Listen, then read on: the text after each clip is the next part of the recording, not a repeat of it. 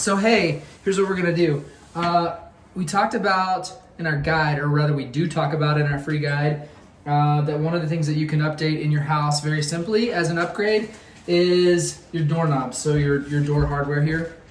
We talked about hinges as well, but specifically the doorknobs. And I'm looking at the wrong camera. That's okay. So this one's already off. I'm not gonna show you how to take it off. I am gonna show you how to put a new one on. You can kind of reverse engineer it to take it off. So doorknob comes in several parts. You've got this part that is the latch. And that part goes in the middle here and latches into the door. So this one's already set the right depth, and sometimes it's snug and you have to kind of tap it in. This one I think I can push in. Yeah, okay. So this one pushes in. This is not one of the ones that has the plate that you drill in. This is pretty simple. The next is you have, you've got two pieces. You've got a piece on the inside, piece on the outside. And the gist of it is that this center piece will go into the latch in the middle, and it turns, so it opens the latch when you turn it. This piece goes on the outside of the door and screws together so that it's one piece. So when one turns, the other turns. Yeah, so it's actually really simple. So the first piece is I'm going to put the inside part on. So I don't know how well you can see that, but let's see. Each knob is a little different. So I've done these before, so I'm familiar with the process, but sometimes you have to take a look at the instructions and see, or just kind of play around with it if you're not an instructions kind of person. Anyway, so once that part's in, that's easy. Make sure it's not gonna fall out. This particular, well, the next part is you've got two screws on the outside, or two screw holes.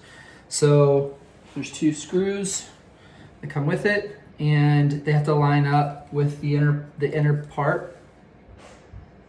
And so to get to that, this particular knob has the ability to slide this piece off. Not all knobs have that. This is kind of just a nice feature of this particular brand, which is Schlage. So I'm gonna go ahead and just slide that on. You can see that it lines up. And I'm going to put this screw in. This one also has a guide, so it's very simple to know if you're lined up.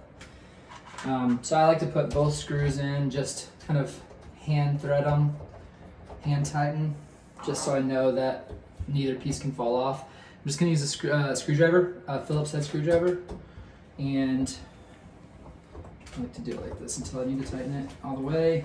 It's a little faster.